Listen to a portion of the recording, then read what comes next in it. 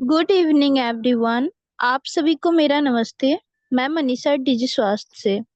आज के इस सत्र से जुड़े हुए सभी श्रीमानों को नमस्कार। आज का सत्र कैंसर की जागरूकता के लिए आयोजित किया गया है। इस गंभीर बीमारी के प्रति जागरूकता की कमी की वजह से इसके मामले तेजी से बढ़ रहे हैं।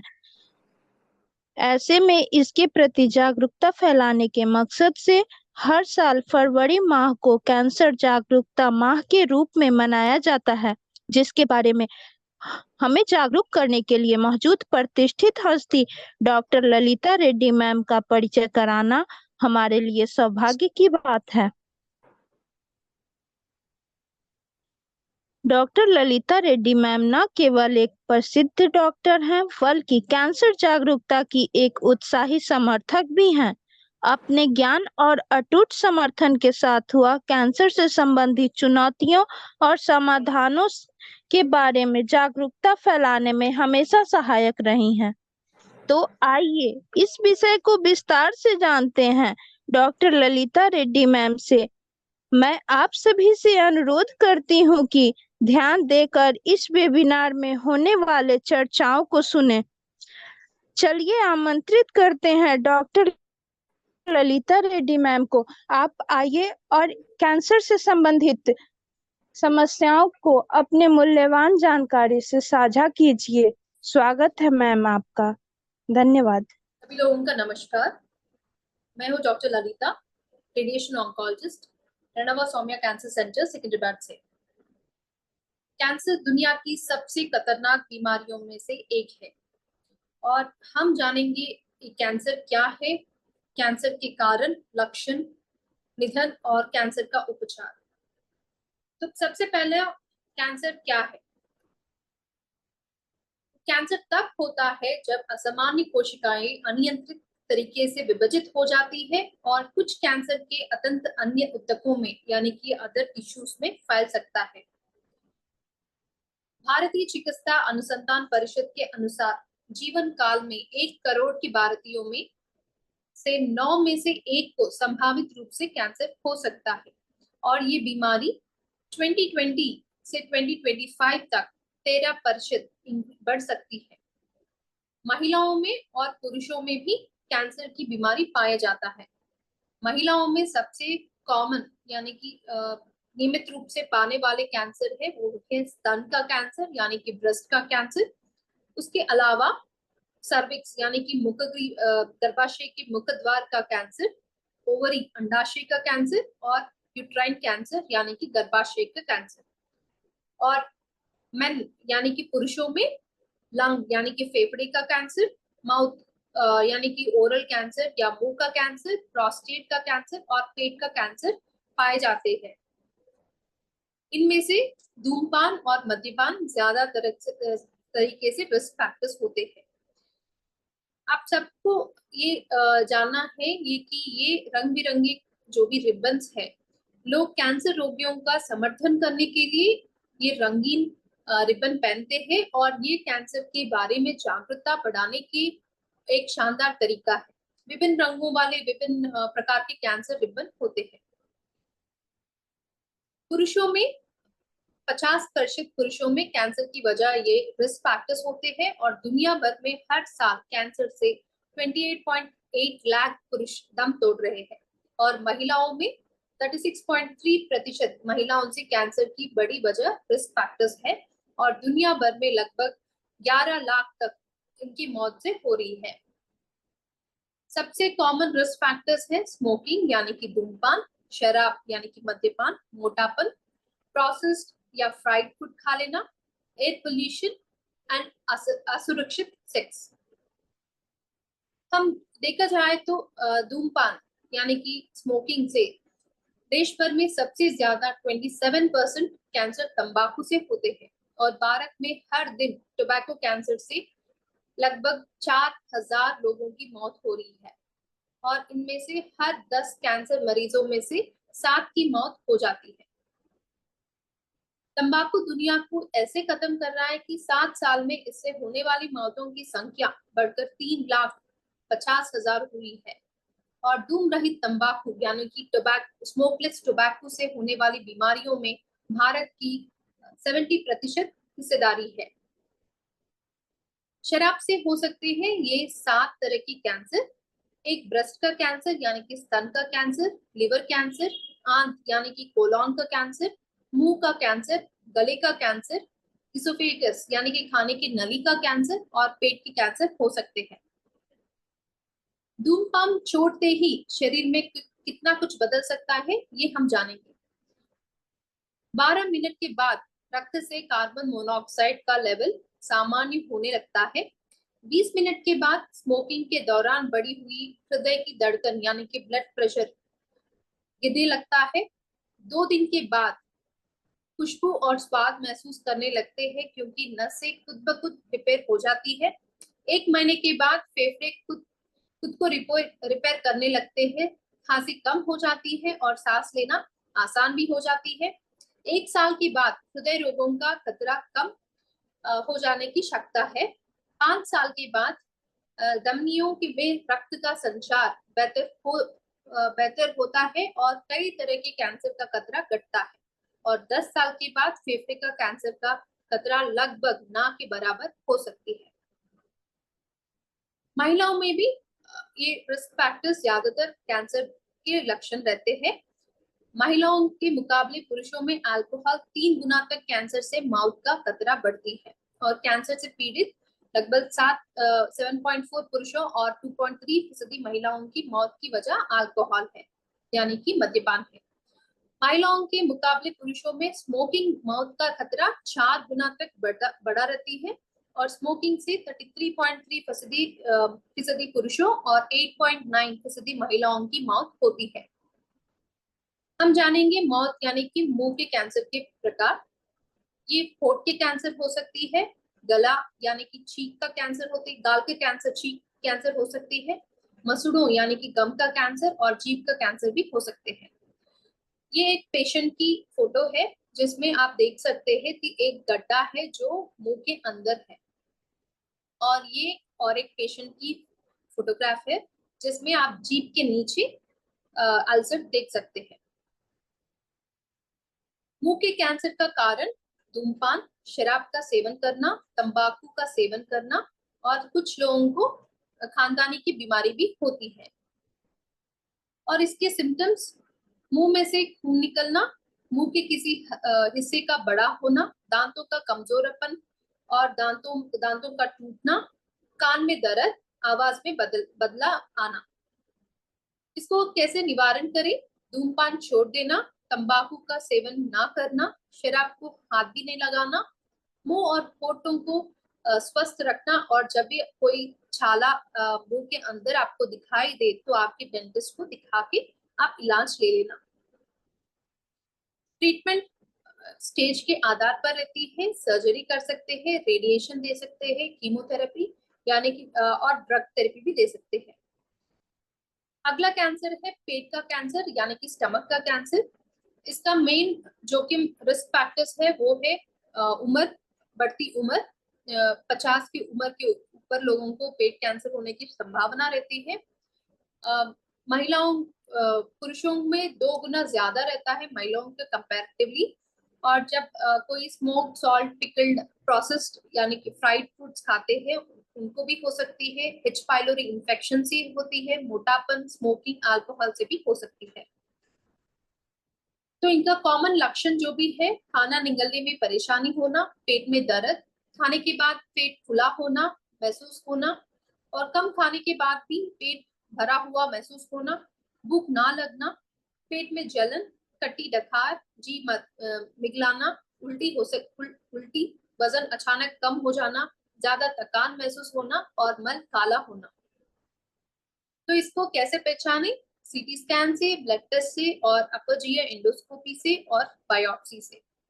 इसका ट्रीटमेंट सर्जरी रहती है, कीमोथेरेपी, रेडिएशन, टारगेटेड थेरेपी और इम्यूनोथेरेपी भी रहती है।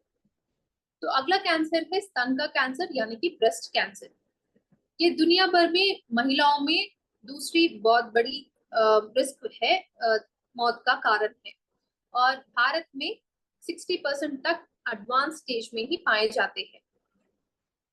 और 8 में से एक ब्रेस्ट कैंसर महिलाओं में ये ब्रेस्ट कैंसर उनको जीवन काल में हो सकते हैं, और 81% 50 इयर्स के बाद ही डायग्नोस होने के चांसेस रहते हैं।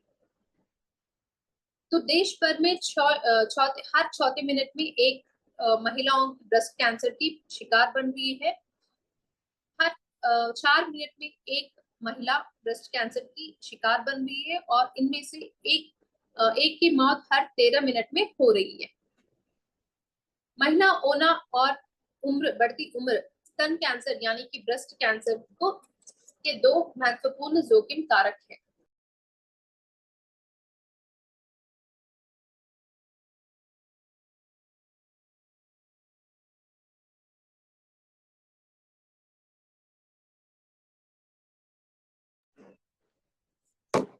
महिला होना और बढ़ती उम्र स्तन कैंसर के दो महत्वपूर्ण जोखिम है।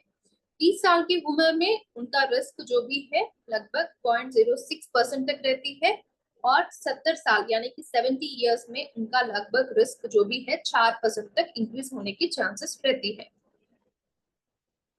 तो बढ़ती उम्र और मेनोपॉज में देरी हो जाना, शराब का सेवन और मोटापन, समय से पहले पीरियड्स आ जाना, अधिक उम्र में पहला बच्चा होना, किसी महिला का प्रेग्नेंट ना होना, हार्मोनल थेरेपी का इस्तेमाल करना, अधिक ब्रेस्ट टिश्यूज हो जाना, रेडिएशन के प्रभाव में आना, फैमिली हिस्ट्री और जीन में गड़बड़ी हो जाना, ये सब रिस्क फैक्टर्स ब्रेस्ट कैंसर यानी कि स्तन कैंसर के रिस्क फैक्टर्स होते हैं। तो कोई भी महिला जब ब्रेस्ट कैंसर की पीड़ित रहते हैं, अगला सवाल ये आता है कि उनके बच्चे का रिस्क है या नहीं है, उनके बच्चे को ब्रेस्ट कैंसर यानी कि स्तन कैंसर आने की आवश्यकता है या नहीं है। तो आपको ये जानना है, अगर फैमिली में मदर यानी कि उनकी माँ या बहन या बेटी को जब स्तन का कैंसर रहता है तो इनका रिस्क दुगना हो जाती है। जब 2 मेंबर्स ब्रेस्ट कैंसर के पीड़ित है तो उनका रिस्क 3 गुना बढ़ती है। डॉक्टर को कब दिखाना है? स्तन में सभी गांठें कैंसर नहीं होते हैं। जब आपको कोई ऐसी गांठ हो जो दर्द रहित हो तो आपको चिंतित हो जाना है। स्तन कैंसर के संकेत और लक्षण: बाहों के नीचे गांठ आ जाना, स्तन में दर्द रहित गांठ, स्तन या निप्पल की त्वचा पर डिंपल दिखना या सिकुड़न हो जाना, स्तन में सूजन आ जाना, निप्पल में बदलाव या उल्टा हो जाना, स्तन में दर्द, स्तन की त्वचा का लाल हो जाना, स्तन से खून आ जाना। सो कैंसर स्टेज जितनी हाई, जान बचाने की दर उतनी कम हो जाती है। जब कोई भी पेशेंट स्टेज 1 में रहता है तो उनकी सर्वाइवल जो भी है बचने की चांसेस ज्यादा हो जाते हैं। यानी कि जब स्टेज 1 में है तो 98% क्योर हो सकती है, स्टेज 2 में 88%, स्टेज 3 में 52% और स्टेज 4 में 16% तक रहती है। स्टेज 1 में जो भी गांठ स्तन में है वो 2 सेंटीमीटर के अंदर रहती है। स्टेज 2 में 2 से 5 सेंटीमीटर तक रहती है और बाहों में भी गांठ महसूस हो सकते हैं। और स्टेज 3 में 5 सेंटीमीटर के ऊपर रहता है और चमड़ी को लग के रहती है, और स्टेज 4 में अन्य हिस्सों में फैल सकती है। सो इसका ट्रीटमेंट स्टेज के आधार पर रहती है: surgery, radiation therapy, chemotherapy, hormonal treatment और टारगेटेड थेरेपी रहती है। एक प्रश्न जो अक्सर हमें परेशान करता है वह है, क्या नियमित निवारक यानी कि नियमित निवारक जान से कैंसर को मात देने में मदद मिल सकती है? जी जरूर।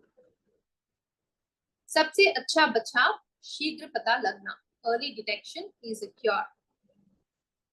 सो ब्रेस्ट कैंसर का स्क्रीनिंग में क्या क्या कर सकते हैं? स्तन स्व परीक्षण यानी कि ब्रेस्ट सेल्फ एग्जामिनेशन, क्लिनिकल स्तन परीक्षण यानी कि जो आपके डॉक्टर परीक्षण करते हैं स्तनों को, और मैमोग्राफी एक किस्म का एक्सरे हो जाती है। ब्रेस्ट सेल्फ एग्जामिनेशन यानी कि स्तन का स्व परीक्षण। स्तनों और बाहों के नीचे के क्षेत्रों की मासिक स्व परीक्षण कर लेनी चाहिए और 20 साल की उम्र के सबसे शुरू कर लेनी चाहिए और मासिक रूप से जारी रखिए। आपको ये कब करना चाहिए? मासिक धर्म वाली महिलाएं मासिक धर्म शुरू होने के 5 से 7 दिन के बाद, क्योंकि जब पेशेंट को पीरियड्स रहती है तब वो स्तन बहुत ही भारी रहती है और दर्द भी रहता है, तो 5 या 7 दिन के बाद ये कर सकते हैं। रजोनिवृत्त महिलाएं यानी जो महावरी खत्म हुआ है और प्रेग्नेंट लेडीज जो भी है उनको भी हर महीना एक ही तारीख को ये कर ले सकते हैं। स्तन स्व परीक्षण कैसे कर लेनी चाहिए? जब कोई महिला नहाते वक्त आईने में देख के पहले जांच कर देखनी चाहिए, परीक्षण कर लेनी चाहिए और उसके बाद हाथ से आपके स्तन में और बाहों के नीचे जो भी गांठ है वो महसूस कर लेनी चाहिए। खड़े होकर कर सकते हैं और लेट के भी कर सकते हैं। क्लिनिकल ब्रेस्ट एग्जामिनेशन ये आपके डॉक्टर द्वारा किया गया है। 40 वर्ष से अधिक उम्र की महिलाओं के लिए वार्षिक तरीके से कर लेनी चाहिए और 20 से 40 वर्ष की महिलाओं के लिए कम से कम हर 3 साल में एक मर्तबा कर लेनी चाहिए। उच्च जोखिम वाले रोगियों के लिए ये अधिक बार हो जाती है, क्योंकि उनको फैमिली हिस्ट्री यानी कि बीमारी खानदानी में भी होती है। मैमोग्राफी टेस्ट ये एक किस्म का एक्सरे होती है जो आपके स्तन को परीक्षण कर लेती है और ये छोटे से छोटे क्या गांठ भी उसमें पता कर सकते हैं। मैमोग्राफी आपकी जान की बचाव करती है। ये 40 इयर्स के ऊपर कर लेनी चाहिए। 45 इयर्स के ऊपर हर साल कर लेनी चाहिए और 50 to 74 इयर्स तक हर 2 साल कर लेनी चाहिए और 75 के बाद आप रुक भी सकते हैं। इसको रोकथाम कैसे करें? अर्ली स्क्रीनिंग टेस्ट से जो भी है ब्रेस्ट कैंसर का पता कर सकते हैं और 10 में से 4 महिलाओं का इसमें जान बचा सकते हैं। हेल्दी वेट मेंटेन करनी चाहिए और फिजिकल एक्टिविटी कर लेनी चाहिए और हम जो भी खाते हैं उसमें हरा भरा वेजिटेबल्स रहनी चाहिए, फाइबर फूड रहनी चाहिए और धूमपान और मद्यपान को हाथ नहीं लगाना है और ब्रेस्ट फीडिंग इसको रोक भी सकती है। सो ब्रेस्ट कैंसर से बचने की सावधानियां कैसे है? पौष्टिक आहार का सेवन करना, नियमित व्यायाम करें, गर्भ निरोधक गोलियां खाने से बचे, स्तनपान यानी कि ब्रेस्ट फीडिंग कर लेनी चाहिए, शराब और सिगरेट से बचे। गायनेकोलॉजिकल कैंसर्स ये जो भी है कैंसर्स महिलाओं में पाए जाते हैं, उनके गर्भाशय यानी कि मुखद्वार यानी कि सर्वाइकल कैंसर्स, योनि यानी कि वेजाइनल कैंसर्स, अंडाशय यानी कि ओवेरियन कैंसर्स है।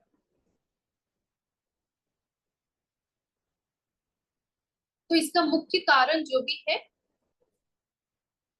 पेट से कम उम्र में पीरियड्स शुरू हो जाना यानी 12 साल की उम्र कम से कम उम्र में होना, प्रतिरक्षा प्रणाली कमजोर हो जाना, ब्रेस्ट कैंसर हो जाना, हार्मोनल रिप्लेसमेंट थेरेपी लेना, धूम्रपान करना, मोटापन से ग्रसित हो जाना, पेट से भरपूर भोजन ना करना, ओरल कॉन्ट्रासेप्टिव पिल्स ले लेना।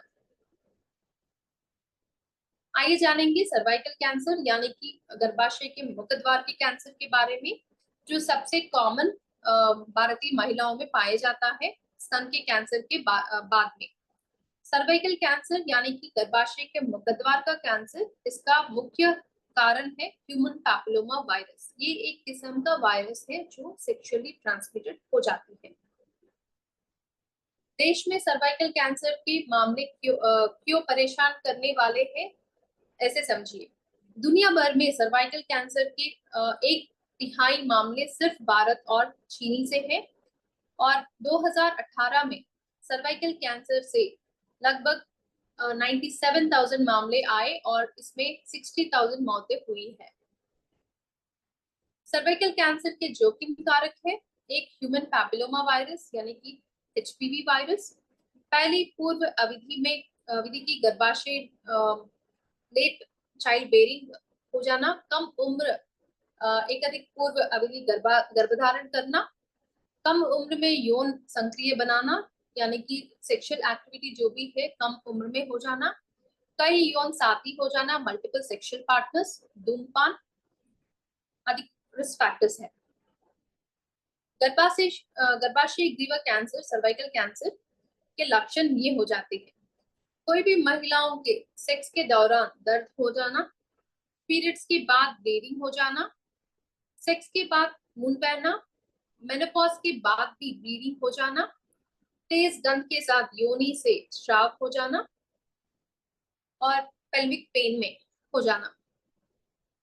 तो इसका स्टेज 1 में कैंसर जो भी है वो लक्षण ओनली कैंसर यानी कि गर्भाशय की मुखद्वार में ही रहते हैं। स्टेज 2 में थोड़ा लिम्फ नोड्स में फैल सकती है, स्टेज 3 में अन्य हिस्सों में और स्टेज 4 में दूसरे हिस्सों में भी पाए जाते हैं।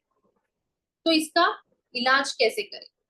पहले स्टेज में सर्जरी और दूसरे स्टेजेस में कीमोथेरेपी और रेडिएशन थेरेपी दे सकते हैं। सर्वाइकल कैंसर वैक्सीन महिलाओं का सुरक्षा कवच। एचपीवी वैक्सीन करेंगे सर्वाइकल कैंसर से बचाव। ये 9 वर्ष से शुरू हो जानी चाहिए।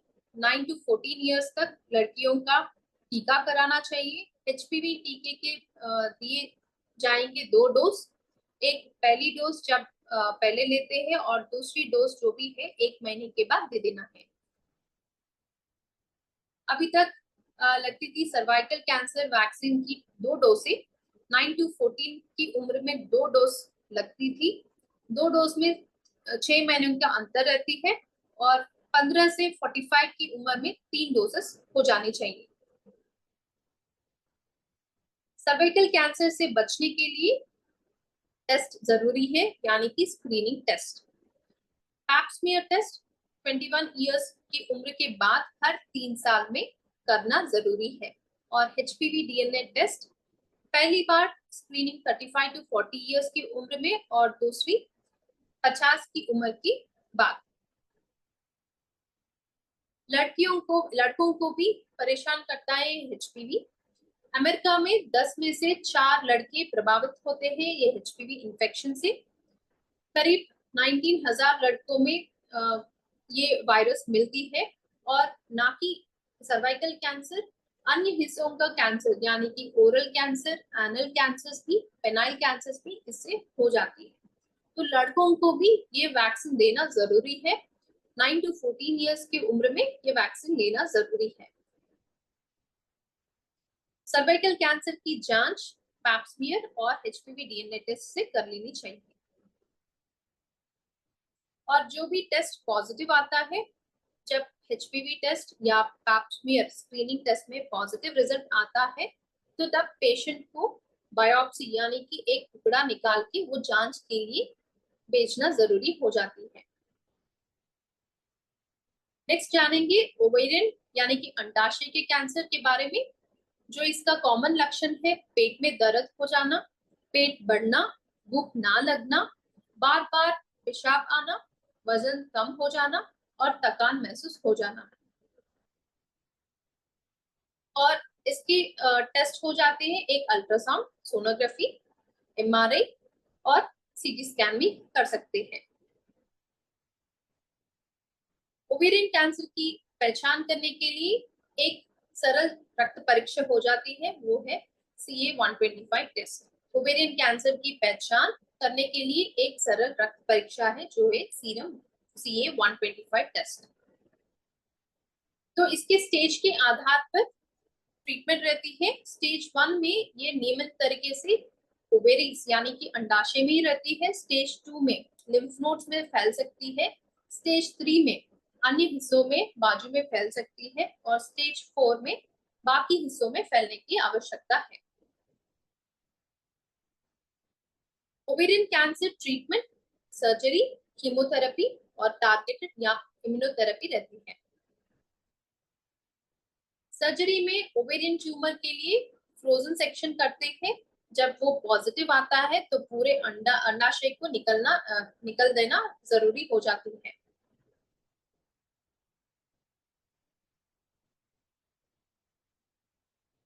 गर्भाशय, नेक्स्ट गर्भाशय के कैंसर यानी कि यूट्राइन कैंसर की लक्षण हो जाते हैं।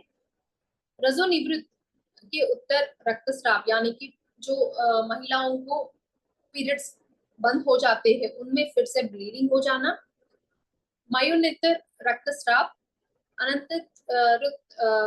अनएक्सप्लेन ब्लीडिंग, योनि से रजित स्राव, पेट में दर्द, पेट के नीचे भाग में दर्द हो जाना।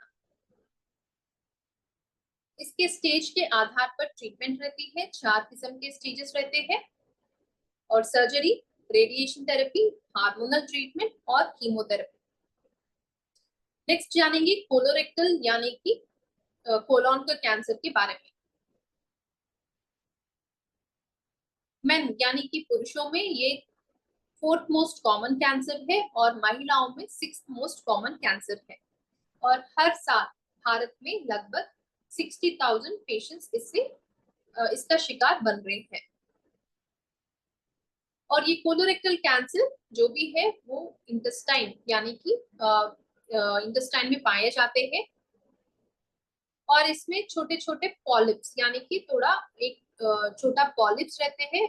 अगर वो नॉन कैंसरस यानी कि उसमें कैंसर का शक्ति नहीं रहती है, मगर वो अगर ट्रीटमेंट नहीं दिए तो कैंसर की शक्ति आने की चांसेस रहते हैं। तो स्क्रीनिंग टेस्ट से हम ये पहले डिटेक्ट कर सकते हैं। कोलोन कैंसर को हो सकते हैं ये कॉमन लक्षण, जब कोई भी पेशेंट को पेट में दर्द हो जाना, आंतों में खून बहना, पेट में दर्द, कब्ज, बार बार गैस हो जाना, कमजोरी लगना, हीमोग्लोबिन कम हो जाना, वजन कम हो जाना, भूख ना लगना, स्टूल में ब्लड यानी कि मोशन में ब्लड पास हो जाना, पेट साफ ना होना, ये सब कॉमन लक्षण है। तो स्टेजिंग के आधार पर ट्रीटमेंट रहती है। इसका ट्रीटमेंट सर्जरी, कीमोथेरेपी, रेडिएशन और क्लिनिकल ट्रायल्स है। इसका स्क्रीनिंग कैसे करें? एक किस्म का स्टूल टेस्ट यानी कि जो भी मल का टेस्ट होता है उसमें डीएनए का पता लगाना कि वो कैंसर का है या नहीं है। और एक कोलोनोस्कोपी और सिग्मोइडोस्कोपी जो एक किस्म का ट्यूब रहती है जो आपकी कोलॉन और सिग्मोइड जो भी है उसमें पास करके जो भी गड्ढा है उसको देखना की आवश्यकता हो सकती है। तो इसका जांच जो भी है 45 ईयर्स से कर लेनी चाहिए और 75 ईयर्स तक कर लेनी चाहिए। तो आपके इंटेस्टाइन्स यानी कि उसमें अच्छे से आहार लेना चाहिए ताकि आपका कोलोरेक्टल कैंसर का रिस्क जो भी है वो कम हो सके। यानी कि आप प्रोसेस्ड फूड या फ्राइड फूड कम खा लेनी चाहिए और वजन कम कर लेनी चाहिए और अच्छे तरह से व्यायाम कर लेनी चाहिए। कोलोरेक्टल कैंसर से कैसे करें बचाव? हेल्दी वजन रखें और बढ़ने से बचे। फिजिकल फिटनेस रहनी चाहिए। रेड और प्रोसेस्ड मीट का उपयोग कम करें। फल और सब्जियों ज्यादा खाएं। शराब को कम करें। स्मोकिंग बंद कर लेनी चाहिए और नियमित स्क्रीनिंग कर लेनी चाहिए। अगला कैंसर है लंग यानी कि फेफड़े का कैंसर। स्मोकिंग यानी कि धूम्रपान से लगभग 90% तक लंग कैंसर केसेस होते हैं और ये पुरुषों में सेकेंड मोस्ट कॉमन कैंसर है और महिलाओं में ये 4th मोस्ट कॉमन कैंसर है। लंग कैंसर के प्रमुख कारण है धूम्रपान, एयर पोल्यूशन, रसायन विकिरण, वायु प्रदूषण से संपर्क में रहना, परिवार में किसी व्यक्ति को लंग कैंसर हो जाना, पैसिव स्मोकिंग, अन्य व्यक्तियों के धूम्रपान करने से भी ये दवा पी लेने से भी ये लंग कैंसर हो सकती है। और इसका मुख्य सिम्टम्स ये होते हैं कि खांसी में खून आ जाना, सांस लेने में कठिनाईपन, छाती में दर्द, हड्डियों में भी दर्द, सिर में दर्द और गले में खराशपन हो जाना। तो इसको कैसे स्क्रीनिंग कर लेना है? एक लोडो सीटी स्कैन्स रहते हैं और हाई रिजोल्यूशन सीटी स्कैन्स रहते हैं और पीटी स्कैन्स भी हो जाते हैं। और कुछ गड्ढे, अगर उनको कुछ गड्ढे का पता है तो उसमें से बायोप्सी करके बेच लेनी चाहिए। इसका treatment surgery, radiation, chemotherapy, targeted therapy और इम्यूनोथेरेपी रहते हैं। तो इससे कैसे इसका सुरक्षा उपाय क्या है? धूम्रपान ना कर लेना, रेडॉन एक्सपोजर से बचना, व्यायाम अच्छे से कर लेना, फलों और सब्जियों के भरपूर आहार लेना, सेकेंड हैंड स्मोक यानी कि स्मोकिंग, धूम्रपान से, सेकेंड हैंड स्मोक से बच लेना चाहिए। नेक्स्ट कैंसर है प्रोस्टेट कैंसर का कैंसर। ये ज्यादातर ये जो भी प्रोस्टेट कैंसर है ये पुरुषों में पाए जाते हैं और ये सेकेंड मोस्ट कॉमन कैंसर है फेफड़ों के कैंसर के बाद। हर 10 लोगों में प्रोस्टेट कैंसर के केसेस में 6 लोगों में जो भी है वो 65 इयर्स के ऊपर ही रहते हैं। और इसका जो भी प्रोस्टेट का ग्रंथ रहता है वो यूरिनरी ब्लैडर यानी कि मूत्र संच के नीचे रहती है और वो यूरिन पाइप के कवर कर लेता है। जो भी पेशेंट्स प्रोस्टेट कैंसर से पीड़ित है उन लोगों को पेशाब करने में दिक्कत हो जाती है। और इसका रिस्क फैक्टर्स है डाइट, फैमिली हिस्ट्री, एक बढ़ती उम्र, हार्मोन्स और केमिकल्स। प्रोस्टेट कैंसर के लक्षण: पेशाब करने में दिक्कत हो जाना, मूत्र प्रभाव में कम बल रहना, इसमें रक्त के साथ मूत्र आ जाना, हड्डी में दर्द, बिना मेहनत किए वजन कम करना। और इसको कैसे स्क्रीनिंग कर लेनी है? एक सीरम प्रोस्टेट स्पेसिफिक एंटीजन रहती है जो ब्लड में पाया जाता है। जब कोई प्रोस्टेट ग्रंथि में गांठ है तो उसको डिजिटल रेक्टल एग्जामिनेशन से पता कर सकते हैं और उसमें से बायोप्सी कर सकते हैं और एमआरआई भी करने की आवश्यकता हो सकती है। तो इसका treatment radiation, surgery, chemotherapy, hormone treatment और इम्यूनोथेरेपी रहती है।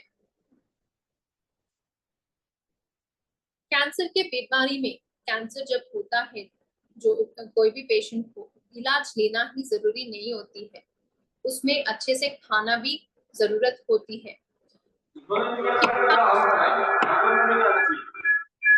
ये 5 सुपर फूड्स है जो कैंसर की बीमारी से फाइट कर सकते हैं।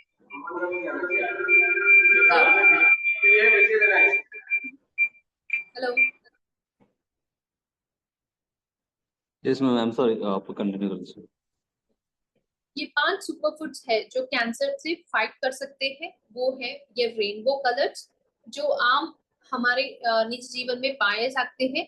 वो है कैरेट्स, टोमेटोस, गार्लिक, लहसुन, बेरीज और ब्रोकली। इनमें कैंसर एंटी कैंसर फाइटोकेमिकल्स रहते हैं जो कैंसर से बच सकते हैं। और कैंसर का खतरा घटने के लिए ये 8 बातों को ध्यान में रखें। नमक कम कर लेना, सुबह की धूप में बैठना और प्लास्टिक में कम खा लेना और ना खाना, रेड मीट का सेवन कम करें, वजन को कंट्रोल में रखें, धूमपान शराब से दूर रहना, मिनिमम 8 घंटे की नींद ले लेना और कैंसर स्क्रीनिंग कर लेना चाहिए।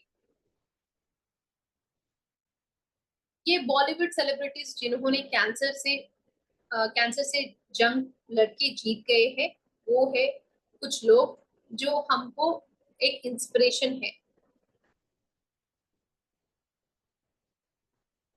तो जब भी कोई भी पेशेंट मेरे ओपी में आ जाते हैं, कैंसर सुनते ही उनको एक किस्म का डर बैठ जाती है कि ये मेरा आखिरी दिन है।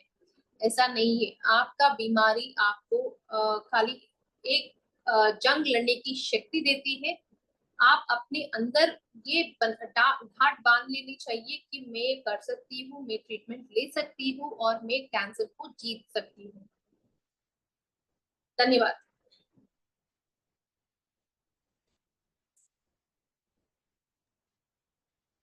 हाँ, थैंक्स लॉट मैम। और ठीक है, अभी रिंकू प्रजापति आपने हैंड रेस किया, आपका कोई सवाल है? जी सर, जी सर, मेरा मैम एक सवाल है जी बोलिए। जी, कैंसर को कैसे जैसे थामा जा सकता है? जी यदि किसी को ब्लड कैंसर है या कोई कैंसर है, उसको कैसे थामा जा सकता है? नामा मतलब टेस्ट कर सकते हैं। जी जी। देखिए कुछ लोग कुछ टेस्ट कुछ कैंसर्स के लिए स्क्रीनिंग टेस्ट रहती है, लाइक ब्रेस्ट कैंसर में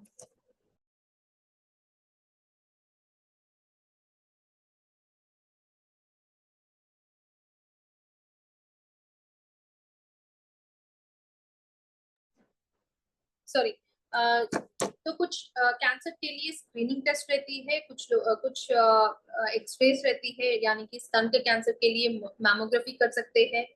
प्रोस्टेट कैंसर के लिए एक सिंपल का ब्लड टेस्ट रहती है, प्रोस्टेट स्पेसिफिक एंटीजन यानी कि पीएसए टेस्ट बोलते हैं।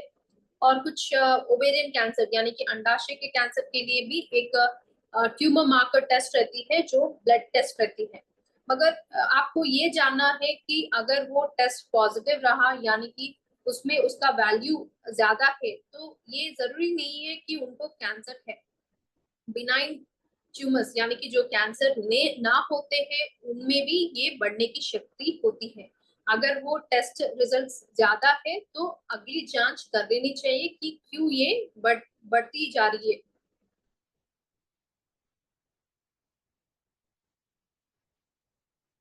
ओके, तो ठीक है रिंकू भाई, शायद आपका आंसर मिल गया होगा। मशहूर भाई। जी जी जी जी जी जी जी सर।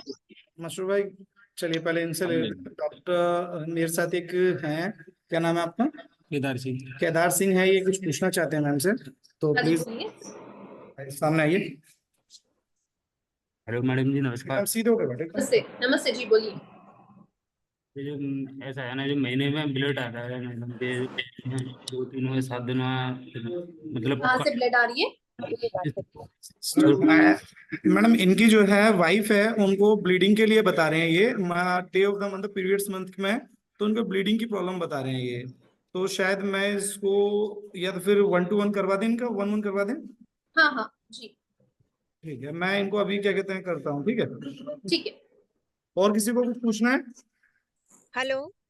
नहीं जी नहीं, अगर बोलिए। क्वेश्चन है तो आप क्वेश्चन पूछ सकते हैं, शमशाद भाई को हेलो। क्वेश्चन पूछने दीजिए। अच्छा ठीक हेलो। है, पूछो। तो मैडम हेलो।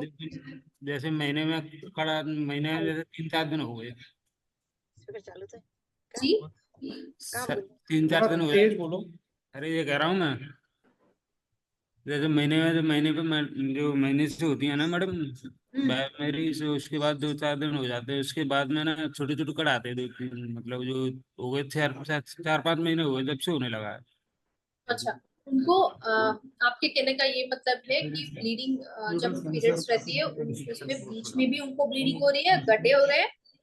अभी तो ठीक है मेरा, अभी तो ठीक चल रहा है, अभी ये दवा दिलवा दी थी, अब पता नहीं कि आगे चल को। ठीक है, अगर उनको इंटरमेंस्ट्रुअल ब्लीडिंग यानी कि पीरियड्स के बीच में भी ब्लीडिंग हो रही है तो आगे जांच कर लेनी चाहिए कि ये क्यों हो रहा है, लाइक कुछ इन्फेक्शन है या कमजोरीपन है, हीमोग्लोबिन चेक करनी चाहिए या थायराइड का कुछ प्रॉब्लम है, ये सब उनके रूल आउट कर लेनी चाहिए।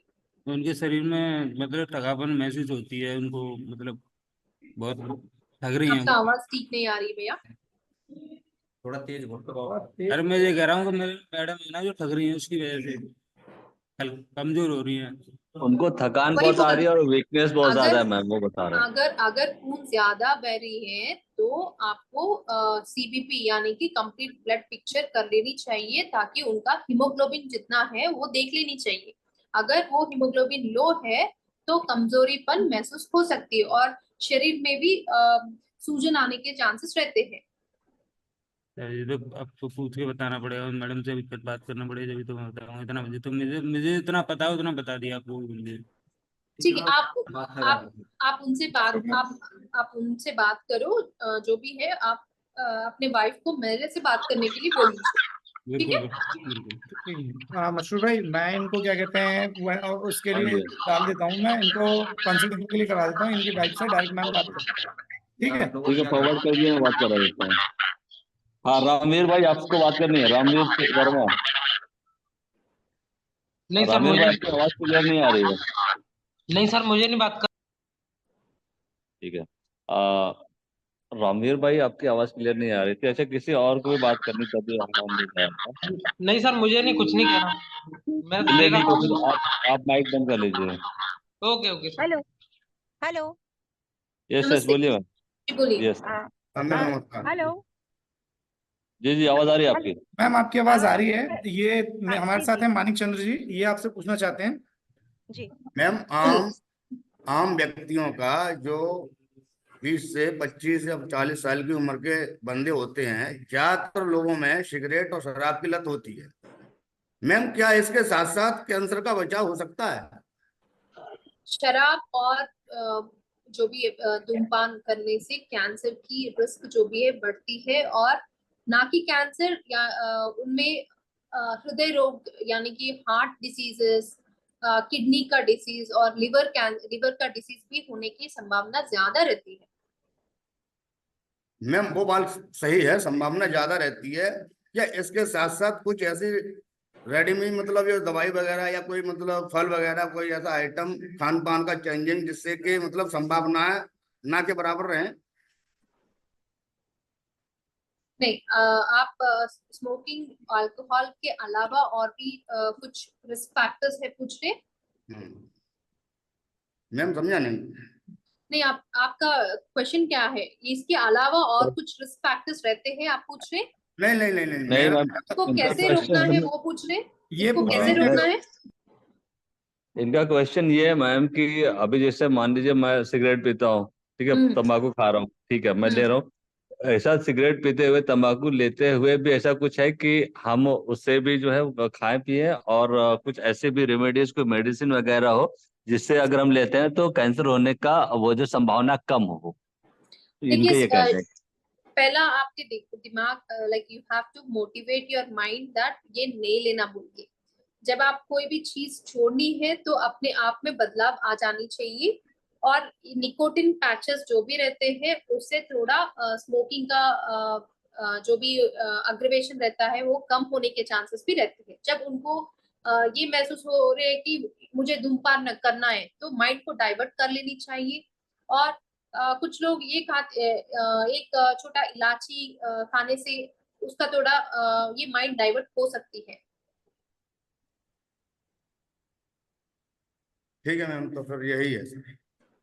हाँ, ठीक है मैम। ठीक है। इंद्र सेन जी, आपका क्वेश्चन था। इंद्र सिंह रावत, रानावत, इंद्र सिंह रानावत जी, आप क्वेश्चन पूछ जी सर सकते हैं अभी। नमस्ते। मैं उनकी वाइफ से जुड़ी हुई हूँ। मैं जी मैम जी। से पहले तो मैम को बहुत बहुत धन्यवाद दे रही हूँ, क्योंकि इतनी इम्पोर्टेंट चीज वो हमको कॉन्फ्रेंस लेके हमको बता रही है, उसके लिए उनको बहुत बहुत धन्यवाद। मैं मैम थैंक से सिर्फ ये क्वेश्चन करना चाहती हूँ कि जैसे कभी कभी क्या होता है कि कैंसर का पता ही नहीं चलता। कब पता चलता?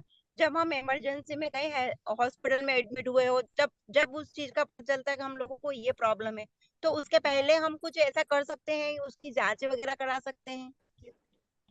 तो एक चीज है जो महिलाओं में जो भी है कैंसर के बारे में पहला पता करना है, तो स्क्रीनिंग टेस्ट कर लेनी जरूरी है, जो गाइडलाइंस के हिसाब से, उम्र के हिसाब से कर लेनी चाहिए। अभी जो भी जी लेटेस्ट जी मैम। गाइडलाइंस है, अमेरिकन गाइडलाइंस जो भी है, वो अगर ब्रेस्ट कैंसर का स्क्रीनिंग ले लीजिए तो 40 ईयर्स से शुरू करने के लिए बोलते हैं। और जो भी अगर फैमिली में कुछ लोगों को ब्रेस्ट कैंसर है तो वो उम्र 30 से 30 ईयर से भी वो जांच कर लेनी जरूरी होती है, मगर एमआरआई करना जरूरी होती है। तो आपको ये जानना जरूरी ये है कि हर गड्ढा जो भी दिखाई दी वो कैंसर नहीं होती है, मगर आपको जागरूकता रहनी चाहिए कि छोटे से छोटे जो भी हमारे शरीर में बदलाव आती है वो आपको डॉक्टर के पास जाकर उसकी जांच कर लेने से, अगर कुछ अर्ली स्टेज में डिटेक्ट होती है तो उसके इलाज भी अच्छी तरह से होने की संभावना रहती है, और सर्वाइवल रेट जो भी है वो भी अच्छा होने की चांसेस ज्यादा रहती है। या ओके सर्वाइकल कैंसर ले लीजिए, गर्भाशय के मुखद्वीप का कैंसर, पैप स्मीयर कर लेनी चाहिए, वो भी 40 उम्र के ऊपर स्टार्ट कर लेनी चाहिए, 20 ईयर्स से एवरी 3 ईयर्स कर लेनी चाहिए। Okay, thank you ma'am. और किसी और भाई का कोई क्वेश्चन है? गौरव जी हैं, गर्जन हैं, और उपेंद्र कश्यप जी, क्योंकि काफी इंपॉर्टेंट टॉपिक है और अवेयरनेस मतलब जानकारी होनी ही चाहिए हमें। किसी भी तरह से अगर आपके मन में कुछ सवाल है तब यहाँ पे आप पूछ सकते हैं, काफी बेहतरीन प्लेटफॉर्म है।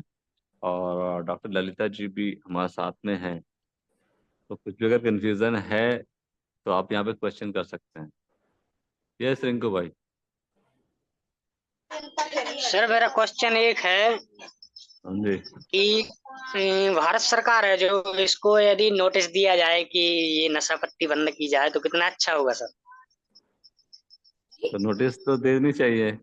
यहाँ पे कैंसर की बात हो रही है रिंकू भाई, और नोटिस देना है, हम सभी नोटिस देंगे भारत सरकार को कि कौन सी कैंसर नोटिस के वाले बारे में बात कर रहे हैं? सर जे नशा पत्ती नहीं होगी तो कैंसर कैसे होगा सर, ये बताइए मैम, आप भी बिल्कुल। बताइए कि जब नशा पत्ती रिंक नहीं होगा तो कैंसर कैसे होगा।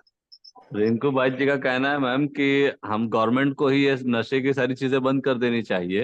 अगर गवर्नमेंट बंद कर दे तो हमें कैंसर होने का चांसेस काफी कम हो जाएगा।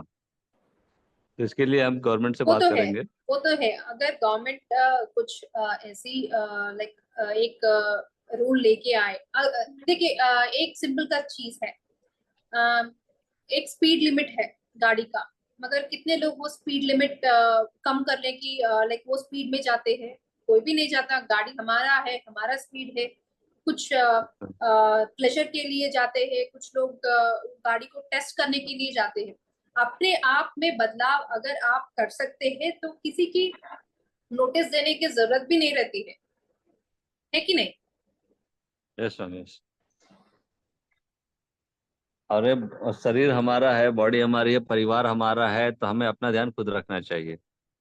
और वैसे भी चीजें तो सरकार जो है बहुत रहती है काफी सारे दुनिया भर प्रोग्राम में, चला सभी रही है। चीजें तो बहुत रहती है दुनिया भर में, सभी चीज आप ट्राई नहीं कर सकते हो, जी है जी। कि नहीं? यस। ओके ठीक है, आई थिंक रिंकू भाई को आंसर मिल गया। मशरूफ भाई जी एक भाई जी। एक सवाल है। हाँ जी, हाँ जी। मैडम आप अभी बता रही थी जो टीका लगाया जाता है उम्र के हिसाब से, जी, जो हाँ आपने भी बोला था कि उम्र के हिसाब से जो टीका लगाया जाता है वो किस उम्र पे लेना चाहिए। वो जो भी है सर्वाइकल कैंसर का है, वो एचपीवी वैक्सीनेशन बोलते हैं, वो 9 साल से लेना चाहिए। 9 to 14 ईयर्स में 2 मर्तबा लेना चाहिए। एक पहली डोज जब आप जाते हो तब, और दूसरी डोज 6 महीने के बाद, और 15 यानी कि 15 से 45 ईयर्स तक 3 डोजेस ले सकते हैं। पहला, दूसरा 1 महीने के बाद, और तीसरा जो भी है 6 महीने के बाद फर्स्ट डोज से। लगवाया नहीं जाएगा अरे जी, जो मिलेगा किस जगह टीके। टीका कहाँ पे मिल जाएगा? जी अभी भारत सरकार जो भी है, निर्मला सीतारामन जी फाइनेंस मिनिस्टर है, अभी वो जो भी एचपीवी वैक्सीनेशन का टीका है वो फ्री करने की सोच रहे हैं। अभी जो भी आपको टीका लेना है वो पीडियाट्रिशियन यानी कि बच्चों के डॉक्टर के पास ले सकते हैं, नहीं तो गायनेकोलॉजिस्ट के पास भी ले सकते हैं। मैडम एक सवाल और और ना है, कि जी, एक सवाल और है, नॉन वेज खाने से भी कैंसर हो जाता। कौन सा? नॉन वेज खाने से। नॉन वेज खाने से भी कैंसर होने की शक्ति रहती है, मगर उसमें रेड मीट यानी कि मटन जो भी रहता है ना, उसमें ज्यादा कैंसर की केमिकल्स हो जाते हैं। उसमें कैंसर का जो भी बढ़ने के चांसेस ज्यादा रहते हैं। नॉन वेज ही नहीं, जो भी आप खाते हो, फ्राइड फूड या प्रोसेस्ड फूड, हमको जो इंटेस्टाइन्स रहते हैं उनको जीर्ण करने का शक्ति कम हो जाती है। अगर आपके डाइट में या आप जो भी खाते हो उसमें फल या फाइबर फूड, ग्रीन वेजिटेबल्स जब आप इंक्लूड करते हो, तो आपके पेट में जो भी है या इंटेस्टाइन्स में वो वाटर यानी कि पानी को रिटेन करने की शक्ति रहती है, और आपको कॉन्स्टिपेशन नहीं होने के चांसेस भी रहते हैं। ठीक है मैडम, नमस्कार। Okay, thank you very much Shamshad ji. और कोई है कैंडिडेट आपका?